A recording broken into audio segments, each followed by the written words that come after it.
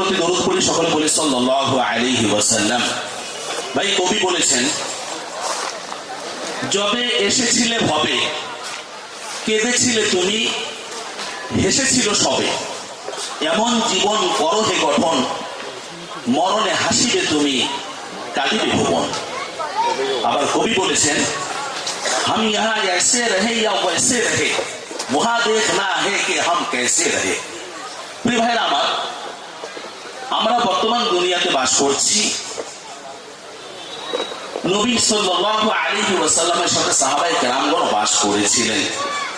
ওনারা বর্তমান দুনিয়াতে নেই, আমরা আছি। একদিন আমরাও চলে যাব। যাব কেন? এই দুনিয়াটা থাকার জায়গা নয়, তাই আমরা চলে যাব। সাহাবায়ে কেরামগণ জীবন যাপন করেছিলেন, আমরাও জীবন যাপন করছি। তবে পার্থক্য হচ্ছে, সাহাবায়ে কেরামগণ পরকাল ভিত্তিক জীবন যাপন করেছিলেন, আমরা দুনিয়ামুখী হয়ে জীবন যাপন করছি। হযরত আবু বকর রাদিয়াল্লাহু আনহুর অল্প একটু কথা আমি তুলে ধরতে চাচ্ছি। হযরত আবু বকর রাদিয়াল্লাহু আনহু বিশাল ধনাঢ্য ব্যক্তি ছিলেন। হযরত ওমর রাদিয়াল্লাহু আনহু ছিলেন, হযরত উসমান রাদিয়াল্লাহু আনহু ছিলেন। আল্লাহর নবী সাল্লাল্লাহু আলাইহি ওয়াসাল্লাম সাহাবায়ে কেরামদের মধ্য থেকে এনাদেরকে ডাক দিয়ে হযরত আবু বকর রাদিয়াল্লাহু আনহুকে স্পেশাল ভাবে ডাক দিয়ে বলেছিলেন, আবু বকর। হযরত আবু বকর এত ধনাঢ্য ব্যক্তি ছিলেন, মক্কা শহরে 10 জনের মধ্যে উনিও একজন ছিলেন। উনি এত দামি পোশাক পরতেন যে সবাই ফলো করত। নামি দামি লোক ছিলেন। কয়েকদিন পর পর মক্কা শহরের মধ্যে নতুন নতুন উনি দোকান উদ্বোধন করতেন। এত ধনাঢ্য ব্যক্তি, এত বড় ব্যবসায়ী ছিলেন। দিনে দিনে উনি বেড়েই যাচ্ছেন প্রপার্টির দিক থেকে। তো নবীজি হযরত আবু বকর রাদিয়াল্লাহু আনহুকে ডেকে বলছিলেন, ওহে আবু বকর, আল্লাহ তাবারক ওয়া তাআলা সকলকে ভালোবাসেন, তবে ধনী মানুষের থেকে গরিব মানুষকে আল্লাহ স্পেশাল ভালোবাসেন। ওহে আবু বকর, আল্লাহ তাবারক ওয়া তাআলা ধনী মানুষের থেকে গরিব মানুষকে 500 বছর আগে জান্নাত দান করবেন। জোরে বলি সুবহানাল্লাহ। ধনী মানুষের 500 বছর আগে গরিব মানুষ জান্নাতে চলে যাবে, জান্নাতের নাজ ও নেয়ামত ভক্ষণ করবে, আর ধনী মানুষেরা হাসরের ময়দানে পড়ে থাকবে। 500 বছর লেগে যাবে জান্নাতে যেতে, গরিবের 500 বছর পড়ে যাবে। এই কথা শোনার সাথে সাথে হযরত আবু বকর রাদিয়াল্লাহু আনহু কি করলেন? উনি স্বপ্ন দেখা শুরু করলেন যে আল্লাহর স্পেশাল ভালোবাসা আমার দরকার আছে। হযরত আবু বকর রাদিয়াল্লাহু আনহু কি করলেন? দিনে দিনে এবার ধনী হচ্ছেন না, বরং দিনে দিনে উনি গরিব হতে চান। প্রত্যেক দিন যান মক্কা শহরে গিয়ে ওনার দোকানগুলো বিক্রি করেন আর ইসলামের জন্য খরচ করে দেন। এমনকি একটা সময় এমন চলে আসলো যে ওনার মতো গরিব আর খুঁজে পাওয়া যাচ্ছে না। আল্লাহ নবী সাল্লাল্লাহু আলাইহি ওয়াসাল্লাম এক সময় বললেন, আমি কথাগুলোকে সংক্ষেপের মধ্যে নিয়ে আসছি যেহেতু আমার সময় কম।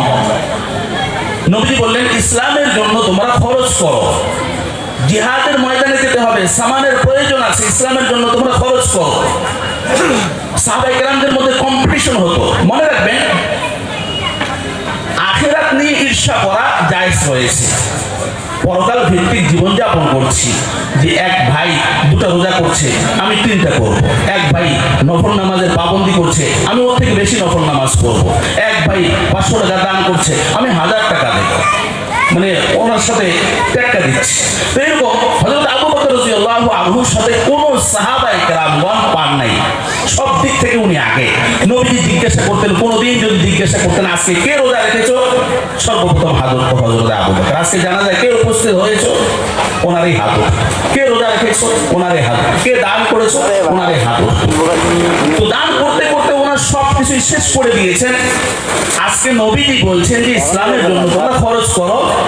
আজকে হযরত ওমর রাদিয়াল্লাহু আনহু উনি টার্গেট নিয়েছেন যে আজকে এই সুযোগটা হাতছাড়া করবো না। আজকে তো আমার অনেক প্রপার্টি, আজকে কিন্তু আবু বকরকে আমি ঠিক টপকিয়ে যেতে পারবো। তো আল্লাহর নবী সাল্লাল্লাহু আলাইহি ওয়াসাল্লাম দাঁড়িয়ে আছেন, হযরত বেলাল রাদিয়াল্লাহু আনহু চাদর লাগিয়ে অপেক্ষা করছেন। সমস্ত সাহাবী দান করছেন, সমস্ত সাহাবী দান করছেন। হযরত ওমর টার্গেট নিয়ে ওনার যা প্রপার্টি ছিল দুভাগ করে এক ভাগ নিয়ে এসে আল্লাহ নবীর সামনে পেশ করে দিয়েছেন। হযরত ওসমান উনি নিয়ে আসছেন। হযরত আবু বকর রাদিয়াল্লাহু আনহু দান করে উনি সামনে থেকে সরে গেলেন। সবসময় স্পেশাল কিছু সাহাবী নবীর সামনে থাকতেন, নবীর সামনে থাকতেন, কিন্তু আজকে দেখা যাচ্ছে ওই স্পেশাল সাহাবীর মধ্যে হযরত আবু বকরকে দেখা যাচ্ছে না। আল্লাহ নবী সাল্লাল্লাহু আলাইহি ওয়াসাল্লামের বন্ধু ছিলেন, উনি বুঝতে পারলেন ব্যাপারটা, উনি খুব সহজেই বুঝতে পারলেন। আল্লাহ নবী সাল্লাল্লাহু আলাইহি ওয়াসাল্লাম কি বলবেন, সাহাবায়ে কেরামগণ দাঁড়িয়ে আছেন, হযরত ওমর সোজা হয়ে দাঁড়িয়ে আছেন যে নবীজি তো আজকে বলবেন যে সব থেকে কে বেশি দান করেছে। ওসমান, হযরত ওসমানও দাঁড়িয়ে আছেন যে সব থেকে কে বেশি দান করেছেন আমিও শুনবো, আমি ফার্স্ট হতে না পারলে সেকেন্ড তো হব। সাহাবায়ে কেরামগণ দাঁড়িয়ে আছেন নবীজির কথা শোনার অপেক্ষা করছেন। তো আল্লাহ নবী সাল্লাল্লাহু আলাইহি ওয়াসাল্লাম কথা বলবেন, এমন সময় হযরত জিবরাইল আলাইহিস সালাম নবীজিকে জানিয়ে দিলেন, ইয়া রাসূলুল্লাহ, আজকের হিসাবটা সামন থেকে নয় পিছন থেকে, আজকের হিসাবটা বেশি থেকে নয় কম থেকে। নবী বুঝতে পারলেন। নবী এবার সাহাবায়ে কেরামদের সামনে আওয়াজ দিয়ে দিলেন, আজকে সব থেকে বেশি পছন্দনীয় দান হচ্ছে আবু বকরের। সাহাবায়ে কেরামদের মধ্যে প্রশ্ন শুরু হয়ে গেল, এই ব্যাপারটা সবথেকে বেশি দান দেখা যাচ্ছে হযরত ওমরের, কিন্তু নবী যে আবু বকরের কথা কেন বললেন, এই প্রশ্ন নিজেদের মধ্যে ফটকা লাগছে। ব্যাপারটা কি, ব্যাপারটা কি? নবী এটা ক্লিয়ার করে দিলেন কিভাবে?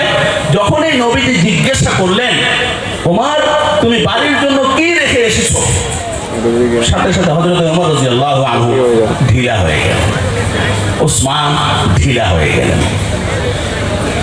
হযরত ওমর রাদিয়াল্লাহু আনহু বলছেন, ইয়া রাসূলুল্লাহ, আমার প্রপার্টিকে আমি দুই ভাগ করে এক ভাগ রেখে এসেছি, এক ভাগ নিয়ে এসেছি। ওসমান, তুমি?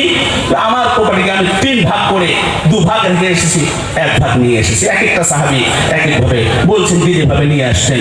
এবার সব জিজ্ঞাসা করা হচ্ছে, আবু বকর তুমি বাড়ির জন্য কি রেখে এসেছো? হযরত আবু বকর রাদিয়াল্লাহু আনহু বলছেন, ইয়া রাসূলুল্লাহ, জাগতিক সম্পদ বলতে যা বোঝায় আমি সবকিছু নিয়ে এসেছি। এমনকি আসার সময় দেখছিলাম আমার স্ত্রী খেতা বুনছিলেন সুই দিয়ে, আমি ওই স্ত্রীর হাত থেকে ওই সুইটাও নিয়ে চলে এসেছি, যে আজকে যা দেব আল্লাহ কবুল করবেন। আমি টোটালটাই নিয়ে এসেছি, আর বাড়িতে আল্লাহ এবং আল্লাহ রসুলকে রেখে এসেছি। জোরে বলি সুবহানাল্লাহ।